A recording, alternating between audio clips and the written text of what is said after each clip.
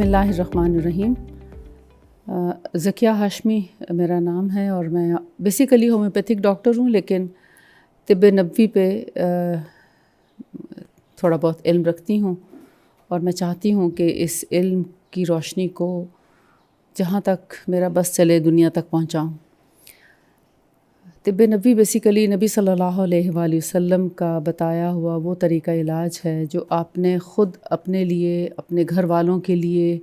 اپنے ساتھیوں کے لیے، صحابہ کرام کے لیے اور جتنے بھی لوگ ان سے کچھ مشورے کے لیے آتے تھے ان سب کے لیے آپ نے پسند فرمایا. اور اس کا سورس جو ہے وہ وحی الہی ہے،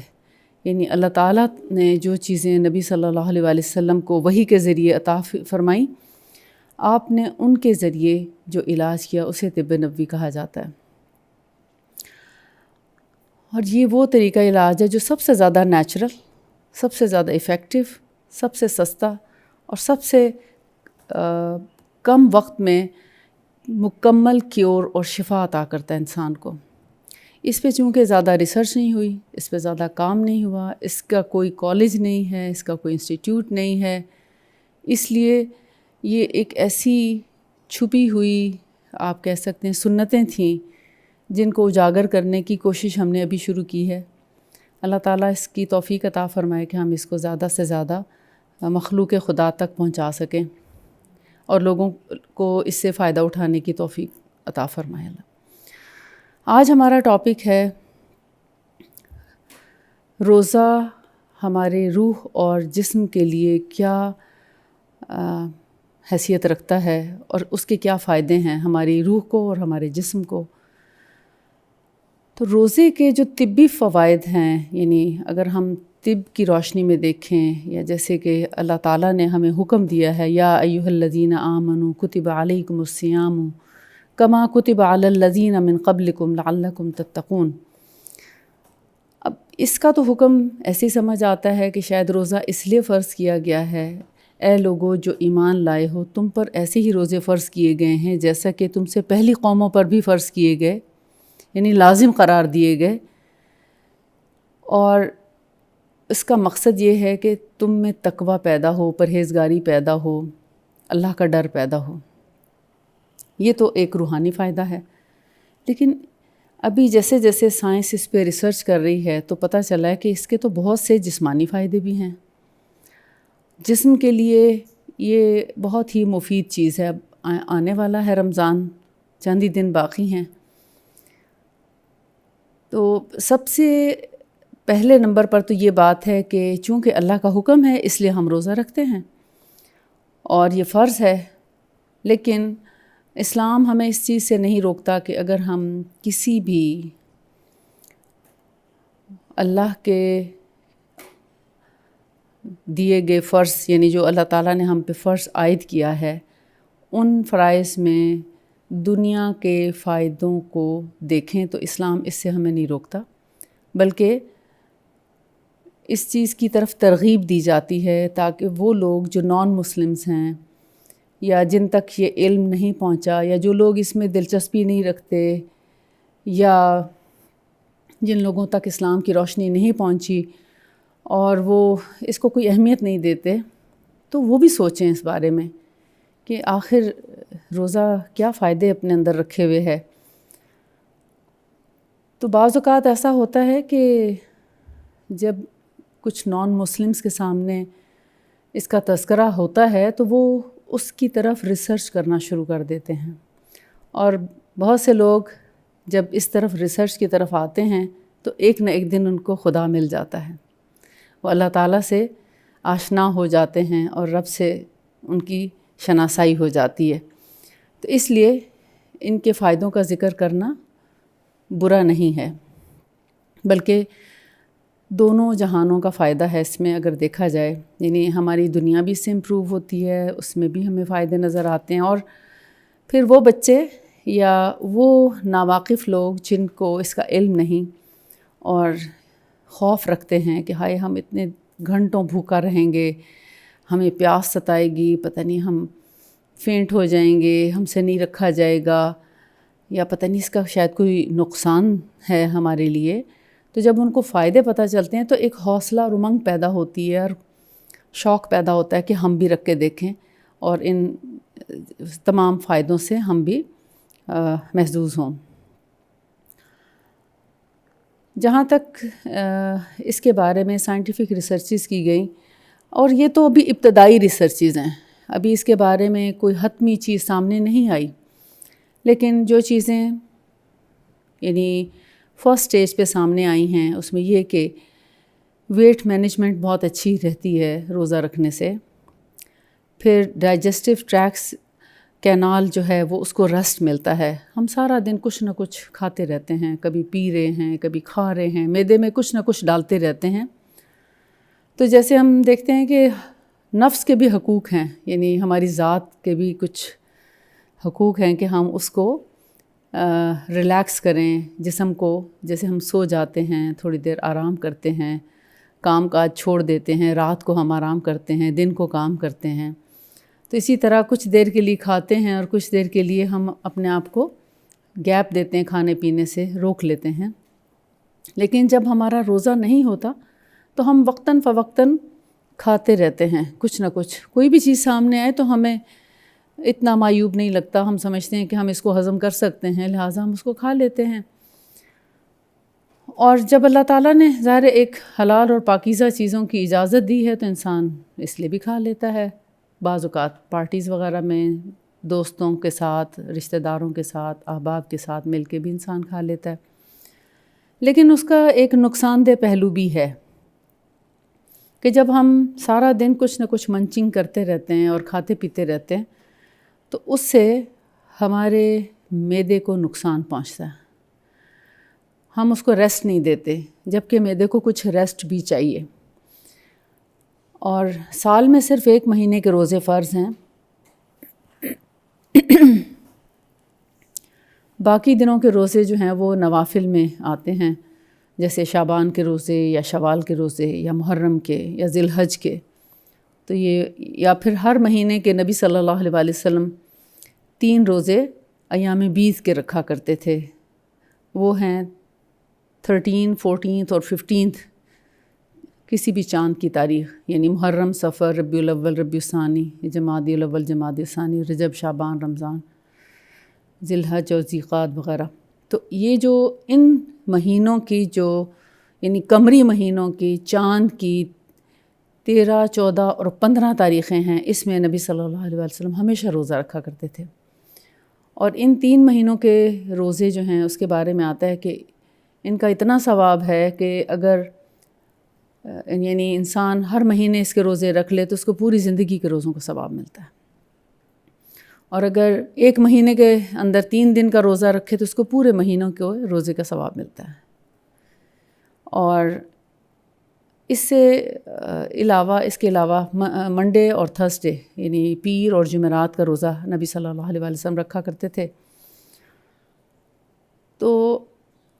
یہ ایک ترغیب تھی، صحابہ کرام بھی اس کو فالو کیا کرتے تھے، اور جن لوگوں نے ان کو رکھنا شروع کیا انہوں نے اس کو اتنا زیادہ پسند کیا اور اتنے بینیفٹس دیکھے اپنے اندر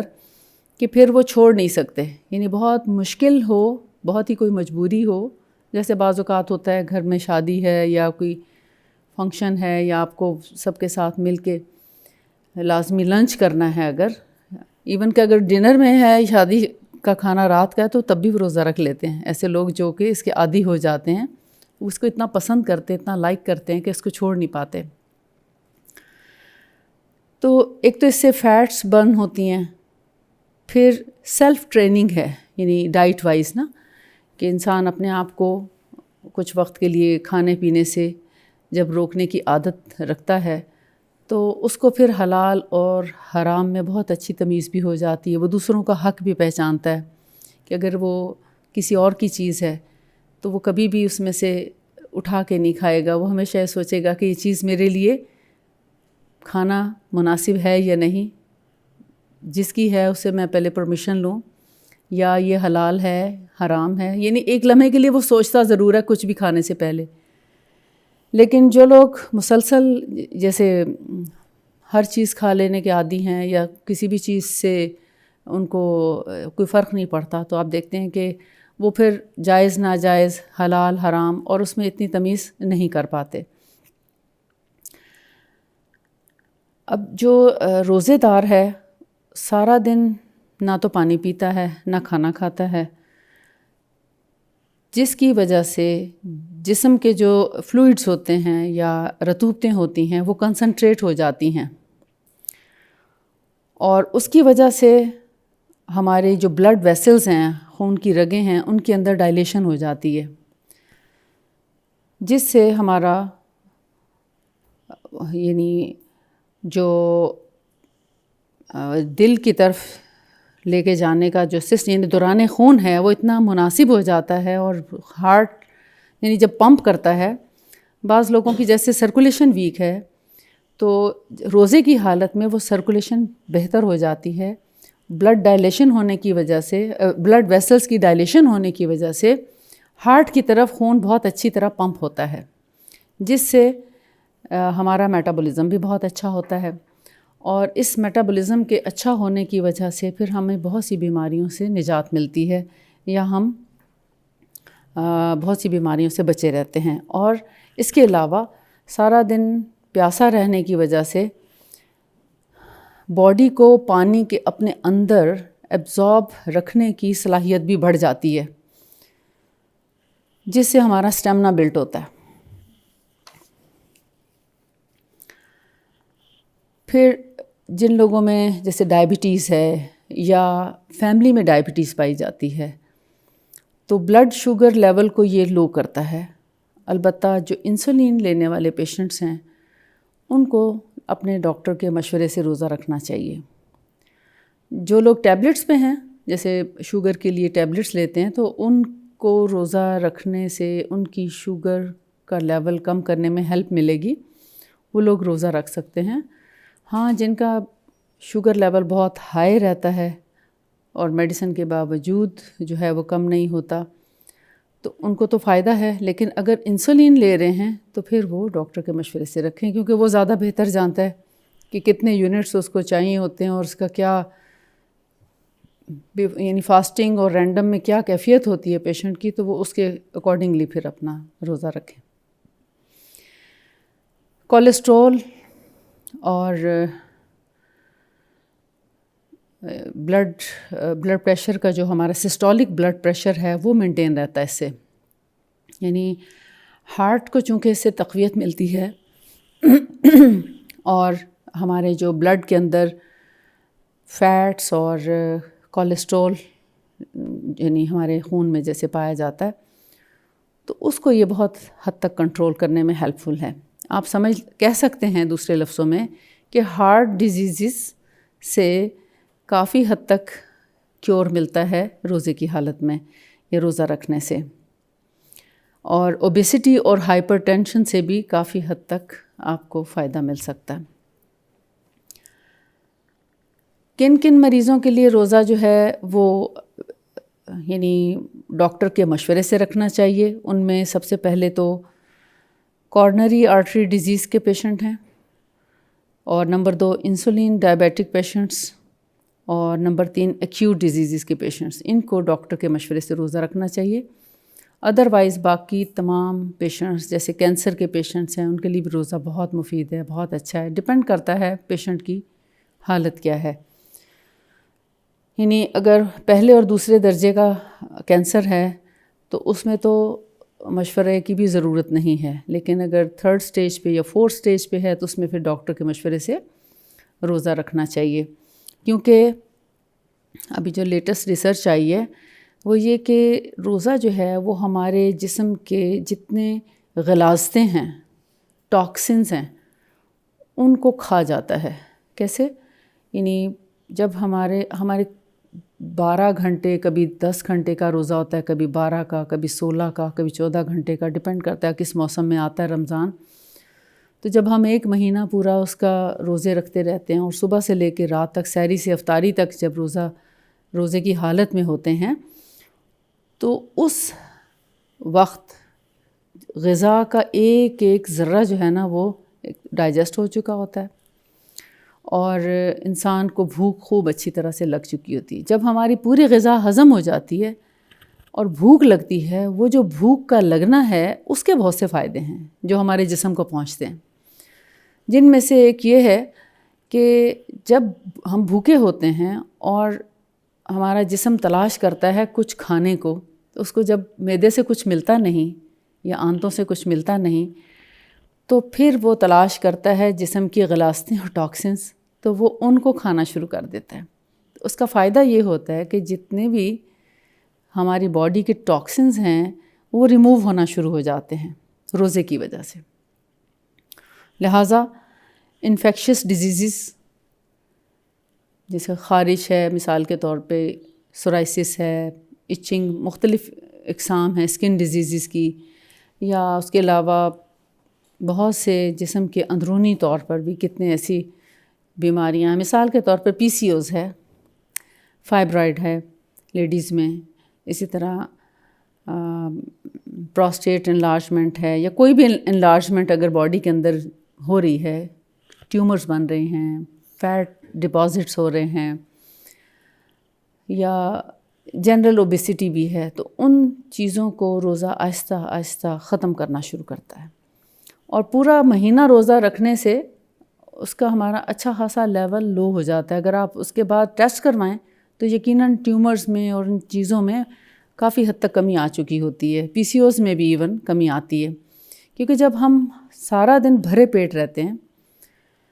تو وہ ہماری صحت کے لیے اچھا نہیں ہے۔ اسی سے زیادہ پیٹ بھرنے سے ہی ڈائبٹیز ہوتی ہے، اسی کی وجہ سے کولیسٹرول بڑھتا ہے، اسی وجہ سے ہارٹ ریٹ بڑھتا ہے، اور اسی کی وجہ سے گیسٹرک پرابلمز ہوتے ہیں، IBS کا پرابلم ہوتا ہے، اور اسٹمک کے ڈھیروں پرابلمز اس کی وجہ سے ہو سکتے ہیں، پیٹ کی فلنس کی وجہ سے۔ جبکہ نبی صلی اللہ علیہ وسلم نے فرمایا کہ صحت مند زندگی کے لیے ضروری ہے کہ انسان اپنے پیٹ کو بھرے نہیں۔ انسان کو صحت مند زندگی گزارنے کے لیے اور بھرپور توانائی حاصل کرنے کے لیے اچھا ہے کہ وہ بھوک رکھ کے کھائے۔ یہ جو فلسفی ہے اس پہ عام طور پہ عمل درآمد نہیں ہوتا، کیونکہ ایک لے مین جو ہے وہ کہتا ہے بھائی مجھے بھوک لگی ہے، مجھے تو کھانا کھانا ہے، اور میرا تو ایک روٹی سے پیٹ نہیں بھرتا، میں تو 2 کھاتا ہوں، کوئی کہے گا میں 3 کھاتا ہوں، کوئی 4 بھی کھا رہا ہوگا۔ تو بہت سے لوگ ایسے بھی ہیں جو 4 سے بھی زیادہ شاید کھا لیتے ہوں، ان کی کیپیسٹی اتنی ہو جاتی۔ تو ہر ایک کی بھوک کا لیول بھی ڈیفرنٹ ہے، اور پھر اس کا یعنی کام کا بھی لیول ڈیفرنٹ ہوتا ہے۔ جو بیٹھے رہنے والے لوگ ہیں آف کورس ان کو بھوک زیادہ نہیں لگتی بیٹھے رہنے کی وجہ سے، لیکن جو فزیکل ورک کرنے والے ہیں وہ نسبتاً زیادہ کھاتے ہیں، یا ینگ ایج میں یا گروئنگ ایج میں بھوک زیادہ لگ سکتی ہے۔ لیکن روزہ ایک تو یعنی جسمانی جہاں اس کے فائدے ہیں تو وہاں اس کے سائیکولوجیکل ایفیکٹس بھی ہیں اور روحانی فائدے بھی ہیں۔ ہمارے معاشرے میں یعنی اب دیکھیں کہ طبقاتی نظام اتنا اسٹرانگ ہے نہیں جتنا کہ ہمارے ہاں طبقات پائے جاتے ہیں، یعنی کوئی بہت امیر ہے، کوئی بہت غریب ہے، کوئی درمیانے طبقے کا ہے، کوئی قدر کم امیر اور قدر کم غریب، تو بہت سی کیٹیگریز ہیں لوگوں کی۔ تو آپ دیکھیں کہ روزہ رکھنے سے نیگیٹو فیلنگز اور نفرت کم ہو جاتی ہے، انسان کے ساتھ انسانوں کی ہمدردی، ان سے ان کا احساس، ان کی بھوک کا خیال اور ان کی ضروریات کا خیال آنا شروع ہو جاتا ہے۔ جب انسان خود 12 سے 16 گھنٹے تک بھوکا رہتا ہے تو اس کو اندازہ ہوتا ہے کہ بھوک کیا چیز ہوتی ہے، اور جو بھوکے لوگ جو سارا سال بھوکے رہتے ہیں اور ان کو کھانے کو نہیں ملتا تو ان کے بارے میں خیال آنا شروع ہو جاتا ہے کہ آخر یہ کیسے اس طرح گزارا کرتے ہوں گے۔ کیونکہ جب ہم روٹین میں اپنے گھروں میں 11 مہینے ہوتے ہیں تو ہمیں اندازہ نہیں ہوتا کہ ہمارے پاس اللہ نے دیا ہوا کتنا کچھ ہمارے پاس ہے، اور ہم بڑے آسانی سے حاصل بھی کر لیتے ہیں، پکا پکایا کھانا بھی آ جاتا ہے، ٹیبل بھی سج جاتا ہے، یا خود پکا کے بھی کھا لیتے ہیں، اور کبھی بھوکے نہیں سوئے تو یہ اللہ کی رحمت ہے۔ مگر انسان کہتے ہیں نا درد دل کے واسطے پیدا کیا انسان کو. تو جب ایک بھوکے شخص کا احساس ایک بھرے پیٹ والا کبھی نہیں کر سکتا. جب وہ بھوک سے گزرتا ہے تو اس کو ضرور احساس ہوتا ہے. اور یہ احساس جو ہے اللہ تعالیٰ نے انسان کو یعنی چاہا ہے ایک انسان سے کہ وہ احساس کرے دوسرے انسانوں کا. حالانکہ رب ڈائریکٹلی بھی دے سکتا تھا اپنے بندوں کو، مگر وہ بندوں سے اس لیے کرواتا ہے تاکہ ان کے درجات بلند ہوں، تاکہ وہ زیادہ سے زیادہ اللہ کی خوشنودی کی خاطر کرنا جانیں اور پھر جنت میں اعلیٰ مقام حاصل کریں. یعنی ہمارے ہی فائدے کے لیے پھر ہم سے ہی دلواتا ہے، حالانکہ ہم سب کو بھی رزق اللہ ہی نے دیا ہے. تو روزے دار جو ہے وہ اس کو ایک تو مینٹلی بھی پیس آف مائنڈ بھی ملتا ہے، مینٹلی ریلیکس ہوتا ہے روزے دار. آپ دیکھتے ہیں کہ جھگڑے ختم ہو جاتے ہیں رمضان میں، زیادہ لڑنے کی طاقت نہیں ہوتی اور انسان تھوڑا ریلیکس ہو کے بیٹھ جاتا ہے. کہتے ہیں کہ نفس جو ہے نا، نفس انسان کا یعنی جو ہمیں اکساتا ہے برائیوں کے لیے، بار بار کھانے کے لیے، ایک خواہش ہے نا دل کی، بھوک جو ہے کہاں محسوس ہوتی ہے بھوک؟ معدے کو لگتی ہے یا جسم کو لگتی ہے، یا ایک خیال آتا ہے نا کھانے کا. یا آپ کو جیسے سموسے بن رہے ہوں، تل رہے ہوں، یا پکوڑے بن رہے ہوں. اسپیشلی رمضان میں کچھ چیزیں بھی ایسی بنائی جاتی ہیں جو بہت خوشبودار ہوتی ہیں، تو ان کے تلنے کی جو خوشبو ہے وہ اور بھوک کو چمکا دیتی ہے. اب وہ جو بھوک کی جو ایک خواہش پیدا ہوتی ہے وہ نفس سے ہوتی ہے، اس کو نفس بولتے ہیں. تو نفس کی مثال ایک کتے کی طرح ہے کہ کتے کو جب آپ کھانے پینے کو دیتے ہیں تو زیادہ ہی اچھل کود کرتا ہے، ٹھیک ہے، بھاگ دوڑ زیادہ کرے گا، اچھلے گا، کودے گا، شرارتیں کرے گا، سب کچھ کرے گا. لیکن اگر آپ اس کو کچھ دیر کھانے کو نہ دیں تو آہستہ آہستہ وہ لیٹ جاتا ہے، یعنی سکون سے بیٹھ جاتا ہے. اور پھر ایک وقت آتا ہے کہ بالکل ہی وہ لیٹ جاتا ہے، کیونکہ اس کو بھوک لگی ہوتی ہے نا. تو اب وہ اتنی ریزسٹنس اس کے اندر نہیں رہتی، یا اتنا پاور نہیں رہتی کہ وہ زیادہ بھاگ دوڑ کرے، لہٰذا ایک طرف ہو کے بیٹھ جاتا ہے. تو یہی حال ہمارے نفس کا ہے کہ قوت ضبط یا نفس ضبط جس کو کہتے ہیں، اپنے نفس کو کنٹرول کرنے کا ایک بہت اچھا ہتھیار ہے روزہ، کہ انسان اپنے آپ کو بہت سی چیزوں سے روک سکتا ہے. ایک بہت اچھی پریکٹس ہے، ایک بہت اچھی ٹریننگ ہے کہ جس چیز سے آپ کا رب روکے آپ اس کو آسانی سے اس سے رک جائیں، اور جس چیز کی اجازت دی ہے اس کو آپ آسانی سے لے لیں. پھر آپ دیکھتے ہیں کہ رمضان میں کرائم ریٹ بھی کم ہو جاتا ہے. اس کی بھی وجہ یہی ہے کہ موسٹلی لوگ روزے سے ہوتے ہیں، تو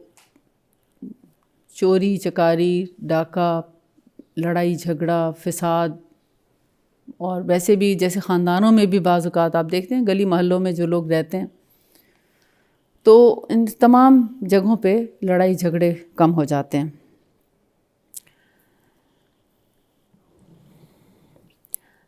جو روزہ نہیں رکھتے وہ زیادہ تر ہائپوگلائسیمیا کا شکار ہو جاتے ہیں. یعنی جو لوگ بالکل روزہ نہیں رکھتے، نان مسلمز ہیں جیسے، یا ایون مسلمانوں میں بھی جو لوگ نہیں، بعض اوقات لوگ سمجھتے ہیں کہ مجھے ہائپوگلائسیمیا لہٰذا میں روزہ نہ رکھوں، بلکہ اگر ایسے لوگ روزہ رکھیں تو وہ ڈائبٹیز ہونے سے بچ سکتے ہیں. یعنی یہ ایک غلط فہمی ہے جس کا دور ہونا ضروری ہے. پھر ہمارا چونکہ بیہیویئر روزے کی وجہ سے چینج ہو جاتا ہے، تو ہم زیادہ اچھا بیہیو کرتے ہیں. آپ دیکھیں کہ جب روزہ کھلتا ہے تو ایک ہمیں کیسے خوشی کی لہر دوڑ جاتی ہے. سب سے زیادہ بھوک کس حصے میں ہوتی ہے؟ جب افطاری کا ٹائم ہوتا ہے، اور اس وقت دیکھتے ہیں سب ایکٹیو ہو چکے ہوتے ہیں، یعنی ایک خوشی کا ٹائم ہوتا ہے. جیسے روزے دار کے لیے آتا ہے نا، اللہ تعالیٰ نبی صلی اللہ علیہ وسلم نے فرمایا کہ روزے دار کے لیے 2 خوشی کے بہت مقام ہیں. یعنی جب روزے کے افطاری کا وقت ہوتا ہے تب، اور پھر جنت میں جب پہنچ جائیں گے تو وہ ایک ظاہر ہے کہ اس سے بڑھ کر خوشی کی بات کیا ہو سکتی ہے کہ جنت میں پہنچ جائیں. اور روزے داروں کے لیے تو خاص دروازہ بھی ہے جو اکثر روزہ رکھنے والے لوگ ہیں، یعنی رمضان کے علاوہ بھی باقی دنوں میں بھی کوشش کرتے ہیں روزہ رکھنے کے، اور اکثر روزے سے ہوتے ہیں. یعنی جو سنت روزے ہیں، یہ نہیں کہ آپ ڈیلی روزے رکھیں. نبی صلی اللہ علیہ وسلم نے ہر روز روزہ رکھنے سے منع فرمایا۔ ایک صحابی نے کہا کہ میں چاہتا ہوں کہ میں سارا سال ہی روزے سے رہوں، تو آپ نے ان کو روکا کہ نہیں، تم ایسی قسم مت کھاؤ کہ تم ہمیشہ زندگی بھر روزے سے رہو گے، اور بلکہ ایک دن کے بعد روزہ رکھنے سے بھی روکا۔ ایک صحابی نے بہت زیادہ اصرار کیا تو انہوں نے اجازت دی کہ صوم داؤدی تم رکھ سکتے ہو۔ صوم داؤدی یہ تھا کہ حضرت داؤد علیہ السلام جو تھے اللہ کے نبی اور رسول، تو وہ ایک دن روزہ رکھتے تھے اور ایک دن افطار کرتے تھے، تو اس کو صوم داؤدی کہا جاتا ہے، یعنی حضرت داؤد علیہ السلام کی طرح کا روزہ۔ پھر روزہ جو ہے وہ ہمارے ایکسٹریم بیہیویئرس کو جیسے ماڈریٹ کرتا ہے، تو اسی طرح ہمارے آپس کے تعلقات کو بھی بہتر بنانے میں ہیلپ فل ہے۔ اب روزے کے ساتھ ساتھ ہم تراویح بھی پڑھتے ہیں۔ ہمیں تراویح پڑھنے کا جس طرح کے ایک انسینٹیو دیا گیا ہے کہ جو تراویح پڑھے گا، تراویح سے مراد یہ قیام اللیل ہے۔ قیام اللیل کو تراویح کا ہم لوگ تراویح بولتے ہیں، جو حدیث میں الفاظ استعمال ہوتے ہیں وہ قیام اللیل کے ہیں۔ اب دیکھیں سارا دن انسان بھوکا پیاسا رہے اور پھر جب کھانا کھائے تو اس کے بعد تھوڑے سے وقفے کے بعد پھر اس کو اگر نماز میں کافی دیر قیام کرنا پڑے تو ذرا مشکل ہوتا ہے۔ یہ بھی نفس کو کنٹرول کرنے کا ایک بہت اچھا طریقہ ہے۔ اس سے یہ ہوتا ہے کہ فوڈ یوٹیلائزیشن بہت اچھی ہو جاتی ہے قیام اللیل سے، کہ جو ہم نے کھانا کھایا ہوتا ہے یا افطاری کی ہوتی ہے، اگر آپ کھانا کھا کے سو جائیں تو آپ دیکھیں گے صبح تک آپ کا اسٹمک بلوٹڈ رہے گا، ایسے لگتا ہے کہ غذا ویسی معدے میں پڑی ہے، پھر سحری کرنے کو دل نہیں چاہتا، اور صبح میں پھر مشکل پیش آتی ہے، کچھ بھی کھانے کو اٹھا نہیں جاتا۔ جبکہ سحری کرنے والوں کے لیے تو فرشتے بھی برکت کی اور رحمت کی دعائیں کرتے ہیں۔ تو جب ہم تراویح پڑھتے ہیں یا قیام اللیل کرتے ہیں تو اس سے فوڈ ہماری آلموسٹ ڈائجسٹ ہو جاتی ہے تراویح کے دوران، اور ہماری باڈی کے اندر فلیکسیبلٹی پیدا ہوتی ہے۔ جو پانی ہم نے زیادہ مقدار میں پیا ہو تو وہ بھی سارا یوٹیلائز ہو جاتا ہے، اور جسم ہمارا بالکل نرم ہو جاتا ہے۔ اب اگر ہم تراویح نہ پڑھیں تو ہم کوئی گناہ گار نہیں ہیں، مگر یہ کہ آپشن دی ہے کہ جو پڑھنا چاہے پڑھے، جو نہ پڑھنا چاہے تو اس کے لیے کوئی ایسی کوئی بات نہیں ہے۔ مگر پڑھنے والے کے لیے کیا فائدہ ہے؟ جسمانی فائدہ بھی ہے، کھانا بھی ہضم ہو جاتا ہے، بڑی اچھی ایکسرسائز بھی ہے، ہارٹ کے لیے بہت اچھی ہے، بلڈ ویسلز ڈائلیشن ہوتی ہیں بلڈ ویسلز کی۔ اور تراویح پڑھنے والے کے لیے نبی صلی اللہ علیہ وآلہ وسلم نے فرمایا کہ جس شخص نے رمضان کے روزے ایمان اور احتساب کے ساتھ رکھے، اللہ کی خاطر رکھے، اللہ سے اجر حاصل کرنے کے لیے رکھے، اللہ کو خوش کرنے کے لیے رکھے، لوگوں کو دکھاوے کے لیے نہیں رکھے بلکہ اللہ کی خاطر رکھے، اور جس نے قیام اللیل ایمان اور احتساب کے ساتھ کیا تو اس کے پچھلے اور اگلے 1 سال کے گناہ معاف کر دیے جائیں گے۔ تو 2 سال کے گناہ معاف کرنے کی خوشخبری ہے ان لوگوں کے لیے جو رمضان کا پورا مہینہ قیام اللیل کریں۔ تو یہ تو ایک انسینٹیو دیا گیا ہے گناہوں کی بخشش کا، لیکن اس کے ساتھ ساتھ ہماری انرجی آؤٹ پٹ ہوتا ہے، اس کے بعد ہم زیادہ انرجیٹک ہو جاتے ہیں تراویح پڑھنے سے، اور ہر رکعت میں دیکھیں منیمم 10 کیلوریز ہماری برن ہو جاتی ہیں۔ پھر فزیکل ایکسرسائز آف ایوری مسل بھی ہے، ہم رکوع کرتے ہیں، قیام کرتے ہیں، قومہ کرتے ہیں، سجدہ کرتے ہیں، تشہد میں بیٹھتے ہیں، سلام پھیرتے ہیں، رائٹ لیفٹ، پورے باڈی کے مسلز کی ایکسرسائز ہو جاتی ہے۔ پھر ہمارا مسل میٹابولزم جو ہے وہ بھی انکریز ہوتا ہے، مسکولر میٹابولزم، جس سے ہمارے آکسیجن کم ہوتی ہے، اور اس آکسیجن کے کم ہونے کی وجہ سے ویسو ڈائلیشن ہوتی ہے، ہمارے ویسلز، بلڈ ویسل جو ہیں وہ ڈائلیٹ کرتی ہیں، جس سے بلڈ دل میں آسانی سے پہنچتا ہے، واپس چلا جاتا ہے، اور دل کی طرف پمپ بہت آسانی سے ہو سکتا ہے بلڈ، جس سے ہارٹ مسل سٹرونگ ہو جاتے ہیں۔ گویا دوسرے لفظوں میں دل کو مضبوط کرنے کا ایک بہت اچھا ذریعہ ہے روزہ رکھ کے قیام اللیل بھی کرنا۔ یعنی یہ ہمارا بلڈ سرکولیشن سسٹم بھی مضبوط کرتا ہے۔ پھر افطاری کے اپنے فائدے ہیں، یعنی جہاں روزہ ہے، نماز ہے، تو اس میں کھانے پینے کی بھی بات ہو جائے، صرف یہی نہیں کہ بھوکے رہنے کے ہی فائدے ہیں، کھانے پینے کے بھی بہت سے فائدے ہیں۔ کہ جب ہم افطاری کرتے ہیں تو دن بھر میں جو ہمارا گلوکوز کا میٹابولزم، یعنی گلوکوز کا لیول ہمارا کم ہوتا ہے، تو افطاری کرنے سے وہ ہمارا انکریز ہو جاتا ہے، بڑھ جاتا ہے، کیونکہ جب افطاری سے پہلے ہمارا انسولین لیول بہت گر جاتا ہے تو افطاری کرنے سے وہ اپنے لیول پہ آ جاتا ہے۔ اسپیشلی 1 گھنٹے کے بعد آپ دیکھیں گے کہ وہ ٹھیک بڑھ چکا ہوتا ہے۔ تو اب اس گلوکوز کو لیور اور مسلز لینا شروع کر دیتے ہیں، یعنی اس کو یوز کرنا شروع کر دیتے ہیں، جس کی وجہ سے ہمیں انرجی ملتی ہے۔ پھر سحری ہے، سحری میں بھی ہم کھانا کھاتے ہیں اور کھانا چاہیے۔ یہ ضروری نہیں کہ آپ روٹی کھائیں، کھجور بہت اچھی سحری ہے۔ کھجور کے ساتھ اگر دودھ ڈائجسٹ ہو تو دودھ کے ساتھ لے سکتے ہیں، دہی کے ساتھ لے سکتے ہیں،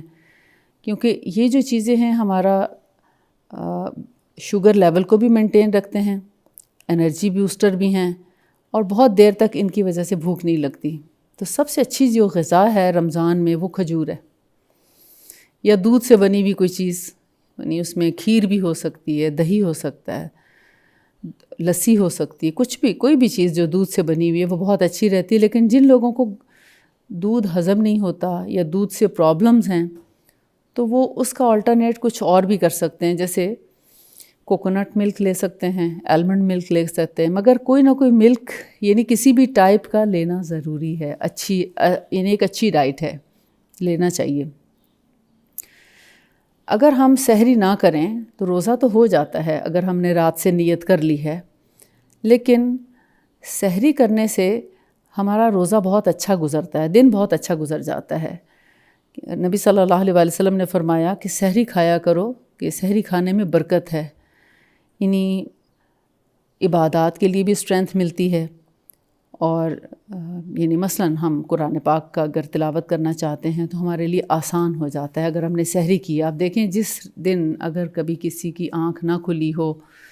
اور وہ رات کی نیت سے ہی روزہ رکھ لیتا ہے بغیر سحری کے، تو وہ دن تھوڑا مشکل گزرتا ہے اس کے لیے، تھوڑا زیادہ تھکاوٹ ہو جائے گی، شوگر لیول زیادہ ڈاؤن ہوگا، ویکنس کا احساس ہوگا، اگرچہ وہ اس کو کوئی نقصان نہیں پہنچتا ہے، انسانی جسم کو اس سے نقصان نہیں، فائدہ ہی پہنچتا ہے، مگر تھوڑا آپ کی انرجی لو ہو جاتی ہے، جس کی وجہ سے آپ پھر نہ تو اچھے سے اذکار کر سکتے ہیں، نہ تسبیحات کر سکتے ہیں، نہ قرآن پاک کی تلاوت زیادہ اچھے سے کر سکتے ہیں، نماز میں بھی سنتیں پوری کرنے میں تھوڑا یعنی تساہل برتتے ہیں، یہ کمی کوتاہی ہو جاتی ہے۔ جبکہ سحری کرنے والے کے لیے چونکہ فرشتے دعا کرتے ہیں برکت کی، تو اس برکت کی دعا کی وجہ سے سارے کام دن میں بہت آسان ہو جاتے ہیں، اور اس سے اللہ تعالیٰ سے تعلق مضبوط ہوتا ہے، اور اس سے انسان کے دل کو ایک خوشی اور سکون ملتا ہے۔ اگر تب لوگ سوتے ہیں نا تو اس کی وجہ یہ ہوتی ہے کہ ہماری نیند خراب ہو جائے گی، نیند سونے کے لیے بہت کم ٹائم ملا ہے، لہٰذا ہم سحری نہیں کرتے، تو فجر کو آخری وقت میں پڑھ لیں گے، لہٰذا ہم، یا بعض لوگ تو فجر بھی نہیں پڑھتے کہ ہماری نیند ہی نہیں پوری ہوئی، آنکھ ہی نہیں کھلی تو نماز ہی نہیں پڑھی۔ اگر نماز نہ ہو تو روزہ کیسے قبول ہوگا؟ سب سے پہلا فرض تو نماز ہے، اس کے بعد پھر روزہ ہے، اس لیے نماز کی پہلے فکر کرنی چاہیے، اور پھر ساتھ ساتھ روزے کی بھی فکر ہونی چاہیے۔ آپ دیکھتے ہیں کہ اگر سحری نہ کریں تو موڈ بھی خراب ہوتا ہے، دن میں خالی پیٹ ہونے کی وجہ سے غصہ بھی زیادہ آتا ہے، اور موڈ پلیزنٹ نہیں ہوتا پھر۔ لیکن سحری کرنے والے کا موڈ پلیزنٹ رہتا ہے، حشاش بشاش رہتا ہے، اور لوگوں کے ساتھ معاملات اور رویے درست رہتے ہیں، اور سحری کرنے سے روزہ آسان ہو جاتا ہے، کیونکہ یہ ایک سنت ہے، سحری کرنا بھی سنت ہے، اور سحری کو عبادت سمجھ کے کرنا چاہیے تاکہ پورا مہینہ آسانی سے روزے رکھے جا سکیں۔ عبادت، کیونکہ فرشتے اس کے لیے دعا کر رہے ہوتے ہیں، وہ اللہ کی خاطر اٹھتا ہے، اس وقت انسان کو اتنی سخت نیند آ رہی ہوتی ہے، لیکن نیند توڑ کے کس لیے اٹھتا ہے؟ کہ میرا روزہ اچھا گزر جائے، میری نمازیں اچھی ہو جائیں، میں زیادہ سے زیادہ اس میں نیک کام کر سکوں، میرا موڈ نہ خراب ہو، مجھے غصہ نہ آئے، میں اچھے سے اچھے کام کر سکوں، زیادہ کام کر سکوں، زیادہ اچھا مسلمان بن کے اللہ تعالیٰ کو دکھا سکوں، یعنی اپنی زیادہ کاوشیں اور کوششیں جو ہیں وہ میں کر پاؤں. تو یہ سوچ کے اٹھنا تو پھر عبادت ہے. اور آپ نے ویسے بھی دیکھا ہے کہ سحری کا وقت وہی ہے جو تہجد کا وقت ہے، تو اس وقت اٹھنا ظاہر ہے کہ عبادت کے لیے اٹھا جاتا ہے. لہٰذا عام دنوں میں ہم اس وقت نماز کے لیے اٹھتے ہیں، تہجد کے لیے، اور رمضان میں ہم کھانے کے لیے اٹھ رہے ہوتے ہیں، لیکن دونوں کے لیے ہی ثواب ہے اور تقریباً برابر کا ثواب ہے کہ وہ ہم تھوڑے سے وقت کی عبادت کے لیے اٹھتے ہیں،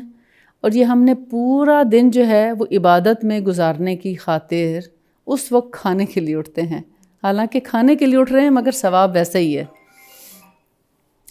اور اگر اس میں 2 نفل بھی پڑھ لیے جائیں تو کیا ہی بات ہے، اللہ تعالیٰ کی خوشنودی حاصل ہوتی ہے. کیونکہ حدیث میں آتا ہے اللہ تعالیٰ 7ویں آسمان پر، یعنی سب سے جو نچلے آسمان پر آ کر فرماتے ہیں کہ ہے کوئی بخشش مانگنے والا تو میں اس کو بخش دوں.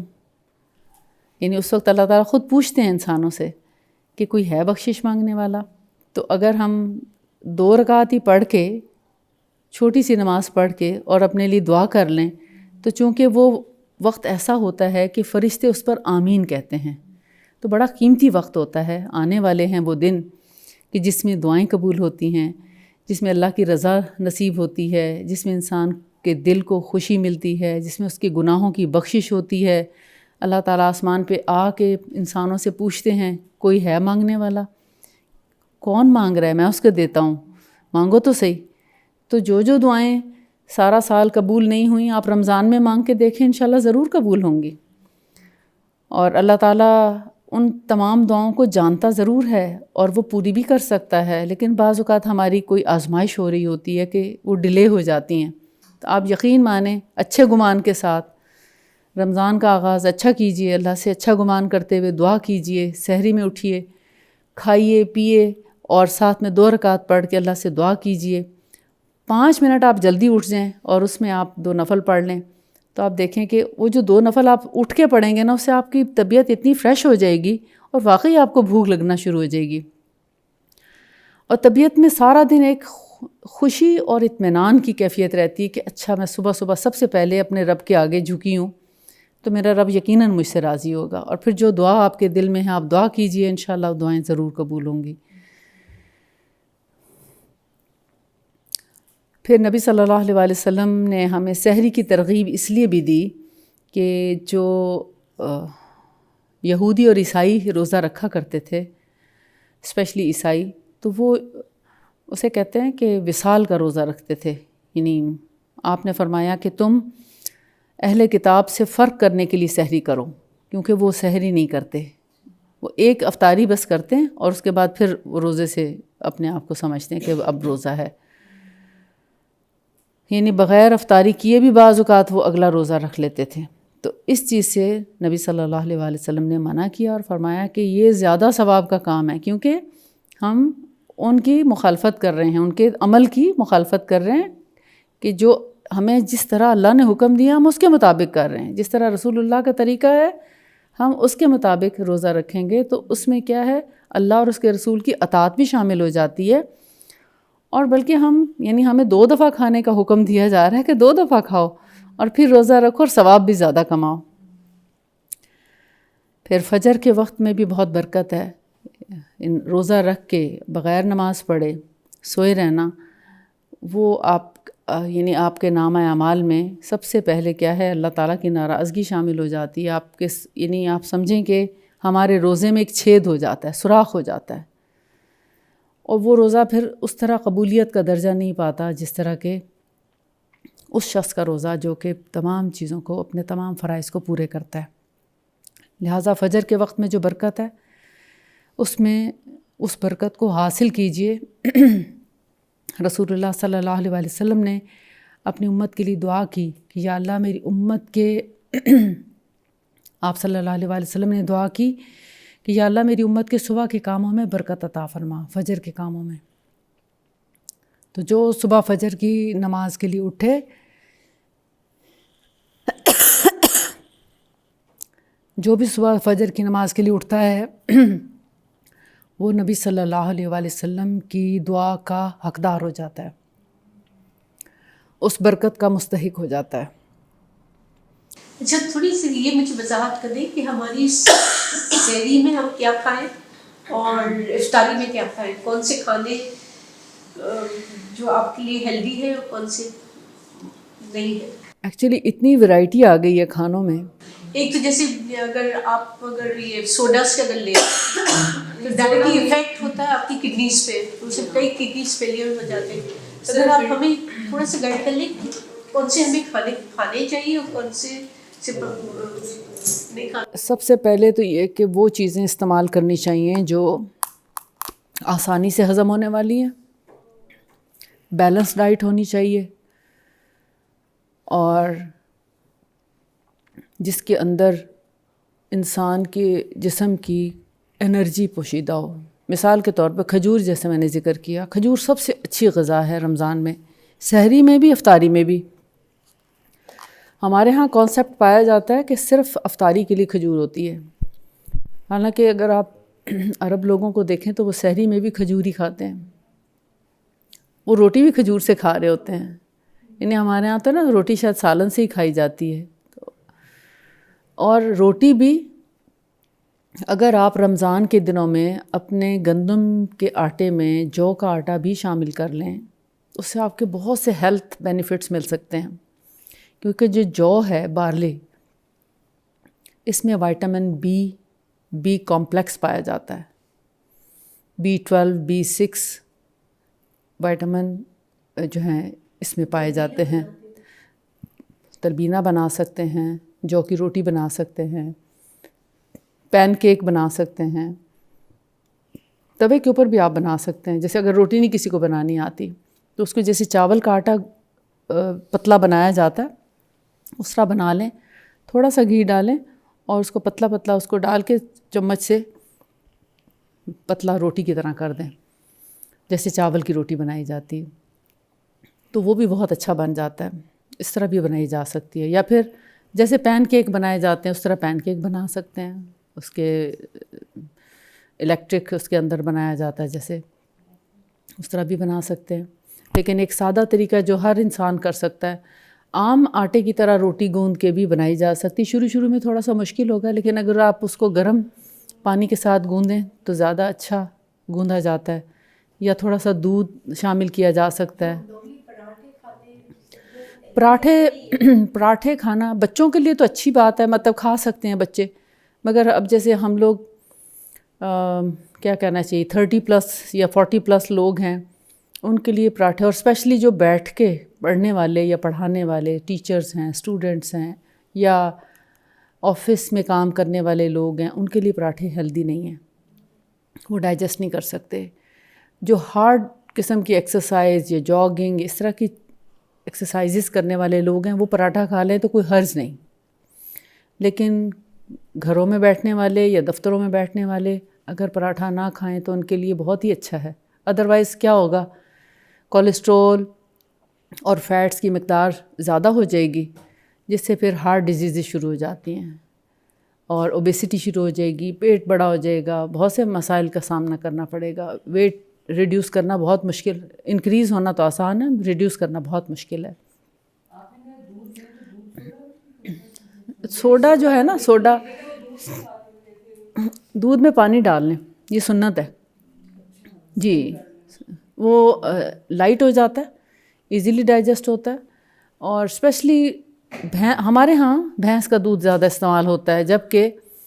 گائے کا دودھ سب سے اچھا رہتا ہے۔ بکری کا تو ہمارے ہاں پیا نہیں جاتا، بیکاز ہمیں پتہ نہیں پاکستانیوں کو اسپیشلی بہت بو آتی ہے بکری کے دودھ سے، ورنہ بکری کا دودھ بھی بہت ہیلدی ہے اور بڑا ہی فائدہ مند ہے۔ لیکن بھینس کا دودھ بہت ثقیل، ہیوی اور مشکل سے ڈائجسٹ ہونے والا، آپ ایسے ہی کہہ سکتے ہیں جیسے مٹھائی مشکل سے ہضم ہوتی ہے نا، ایسی یہ بھینس کا دودھ بھی مشکل سے ہضم ہوتا ہے، چکنائی بہت زیادہ پائی جاتی ہے اس میں۔ گائے کا دودھ اچھا ہے جی۔ پکوڑے اور سموسے جو ہیں وہ پراٹھے کی، اب دیکھیں ایک چھوٹا سا سموسہ بھی ہے نا، ایک پراٹھے کے برابر ہے، اتنا ثقیل ہے، 300 کیلوریز پائی جاتی ہیں اس میں، اس کو کب ڈائجسٹ کریں گے جب کہ آپ نے سارا دن کوئی کام ہی نہیں کرنا روزہ رکھ کے. تو جتنی بھی تلی ہوئی چیزیں ہیں، گھی والی چیزیں ہیں، ساری مشکل سے ہضم ہوتی ہیں اور ان کو اوائڈ کرنا چاہیے. آپ یقین مانیں آپ جتنا لائٹ فوڈ لیں گے رمضان کے مہینے میں اتنے ہی زیادہ عبادت زیادہ کر سکیں گے، ایکٹیو زیادہ ہوں گے، بیماریاں آپ کی جو ہیں بھی وہ بھی ختم ہو جائیں گی انشاءاللہ. اگر کسی کو کڈنی میں سٹون ہو نا تو وہ بھی ذرا ڈاکٹر کے مشورے سے ہی روزہ رکھے، کیونکہ ان کو پانی کی ضرورت ہوتی ہے. ادروائز اگر اس کو درد ہوتا ہے رینل سٹون کے ساتھ تو پھر وہ روزہ نہ رکھے. اگر درد نہیں ہوتا تو کوئی حرج نہیں ہے، پھر رکھ سکتے ہیں روزہ. کیونکہ اگر یعنی سٹون چبھنا شروع ہو جائے تو آف کورس کہ پھر وہ مشکل ہو جائے گا اس کا روزہ کمپلیٹ کرنا. جی ادروائز کوئی حرج نہیں. جتنے بھی سافٹ ڈرنکس ہیں، جوسیز ہیں، یہ تمام کے تمام بہت ہی میٹھے ہیں اور ان کی مٹھاس کی وجہ سے انسان کے جسم میں شوگر لیول بہت انکریز ہو جاتا ہے. پھر سوڈا ہونے کی وجہ سے یہ ہمارے جسم میں جتنے بھی وائٹامنس پائے جاتے ہیں وہ سارے کے سارے مائنس کر دیتا ہے، وہ سب ختم ہو جاتے ہیں. ہمیں کوئی انرجی اس غذا سے نہیں ملتی جس کے ساتھ ہم سوڈا ڈرنک لے رہے ہوتے ہیں، وہ ساری ویسٹ ہو جاتی ہے. جی لیمو والا پانی بھی بہت اچھا ہے. اگر آپ نے دودھ نہیں لیا تو لیمنیڈ لے لیں. لیمو پانی بہت اچھا ہے، کیونکہ اگر دودھ لیا اور پھر لیمنیڈ لیں گے تو وہ ہو سکتا ہے کہ آپ کو پرابلم دے. برس وغیرہ کا بھی یعنی جیسے لیوکوڈرما برس وغیرہ کا پرابلم ہو سکتا ہے، پاسبلٹی ہے اس کی. تو بہت زیادہ یہ پکوڑے سموسے سے اجتناب کریں، کیونکہ تھوڑا بہت کبھی کبھار چکھ لینے میں کوئی حرج نہیں کہ انسان ہے کبھی دل چاہتا ہے تھوڑا سا چکھ لیں. ادروائز ڈیلی بیسس پہ پکوڑے اور سموسے نہ لیے جائیں. یہ اتنے ثقیل ہوتے ہیں کہ اس سے آپ پھر کھانا نہیں کھا سکتے. جب کھانا نہیں، رات کو بھی کھانا نہیں کھائیں گے، سحری میں بھی نہیں کھائیں گے تو انرجی لیول آپ کا لو ہو جائے گا. تھوڑے ہی دنوں میں آپ روزہ نہیں رکھ پائیں گے، اور اس کا سارا ذمہ دار وہ پکوڑے اور سموسے ہیں کہ جنہوں نے آپ کی بھوک ختم کی اور پھر کھانے سے آپ کو روک لیا. دیکھیں اگر آپ کدو گوشت ہے مثال کے طور پر، مٹن آپ نے لیا ہے، ہڈی والا مٹن ہو، صرف گول بوٹی مت لیں، ہڈی والا گوشت لیا کریں، اس سے کولیسٹرول لیول ہائی نہیں ہوتا. اور جسے قیمہ وغیرہ ہمارے یہاں کہتے ہیں نا بون لیس قیمہ دے دو، بون لیس آپ ہر چیز لے کے آتے اور قیمہ اسی طرح پکا لیتے، ایسے میں کولیسٹرول لیول ہائی ہو جاتا ہے. قیمہ بھی پکانا ہونا اس میں ہڈی ضرور ڈالیں. جی جب آپ دیکھیں اس کا ایک تو ذائقہ بہت اچھا رہتا ہے اس کھانے کا جس میں ہڈی ڈال کے آپ پکاتے ہیں، چاہے وہ کوفتے بھی ہونا تو ہڈی ضرور ڈالیں. کوئی بھی چیز، قیمے والے چاول بھی ہیں تو ہڈیاں ضرور ڈالیں. کوئی بھی چیز آپ پکا رہے ہیں ہڈی ضرور ڈالیں، اس سے گوشت کی جو چکناہٹ ہے وہ مینٹین رہتی ہے. اور آپ ایسی سمجھیں نا ایک جیسے لکڑی کے برابر ایک چیز ہے، اس کی چکنائی اس کے اندر یعنی اس کا اتنا اچھا رول ہے ہڈی اور گوشت کا آپس میں اکٹھے پکے تو بہت اچھی بہت مفید چیز ہے. اور اس میں اگر تھوڑی سی سبزی بھی ڈال لیں تو وہ بہت ہی فائدہ مند چیز بن جاتی ہے. یعنی اگر کسی بیمار کو آپ نے یخنی دینی ہے، فرض کریں ایک عام دنوں کی بات ہو رہی ہے، کوئی مریض ہے گھر میں، مثلاً کسی کو ٹائیفائڈ ہو گیا ہے یا کسی کو ٹیمپریچر ہو رہا ہے یا کسی کو کنجیشن ہے، کرونا میں کتنے بیمار ہوئے لوگ، کرونا ہے اگر کسی کو یا فلو ہے، تو ایسے میں یخنی بہت مفید چیز ہے. نمونیا ہو جائے، چیسٹ کنجیشن، برونکائٹس، تو ایسے میں یخنی ایک بہت اچھی غذا ہے. مگر اس کو کبھی بھی صرف گوشت والی یخنی نہ لیں. سوپ اس میں سبزی ضرور ڈالیں، بہت اچھی بیلنس ڈائٹ ہو جاتی ہے. اور اس کی جو تلخی ہوتی ہے نا یا اس کی جو یعنی سائیڈ ایفیکٹ جو ہوتے ہیں زیادہ گوشت کے وہ ختم ہو جاتے ہیں. کدو ڈالنے کی وجہ سے اس کا ٹیسٹ بھی زیادہ نہیں چینج ہوتا، گوشت کا بہت مفید بن جاتا ہے. کیونکہ اس سے آپ اگر ڈیلی بیسس پہ بھی آپ یخنی دے رہے ہیں یا سوپ دے رہے ہیں اور وہ کدو کے ساتھ ہے تو آپ پورا مہینہ بھی دیں گے تو کوئی سائیڈ ایفیکٹ نہیں ہوگا. جبکہ دوسری یخنی دینے سے ایک ہفتے کے بعد سخت کانسٹیپیشن شروع ہو جائے گی، آنتیں بالکل ڈرائی ہونا شروع ہو جائیں گی. آپ کو لگے گا کہ ابھی یعنی پائلز ہونے کا بھی خطرہ ہے، بواسیر ہو جائے گی، بلیڈنگ والی بھی ہو سکتی ہے، ڈرائی پائلز بھی ہو سکتی ہیں. تو بہتر ہے آپ اس کو سبزی کے ساتھ استعمال کریں تو آپ کو کسی قسم کا کوئی پرابلم نہیں ہوگا انشاءاللہ۔ بہرحال اللہ تعالیٰ سے دعا ہے کہ وہ ہمیں اس رمضان کو بہتر طور پر گزارنے کی توفیق عطا فرمائے، اور یہ رمضان ہمارے لیے پچھلے تمام رمضانوں سے اچھا ہو، تاکہ ہماری اس میں بخشش ہو، اللہ ہم سے راضی ہو اور ہم اللہ سے راضی ہو جائیں۔ وآخر دعوانا ان الحمد للہ رب العالمین۔ سبحانک اللہم و بحمدک، اشہد ان لا الہ الا انت، استغفرک و اتوب الیک۔ السلام علیکم و رحمۃ اللہ وبرکاتہ۔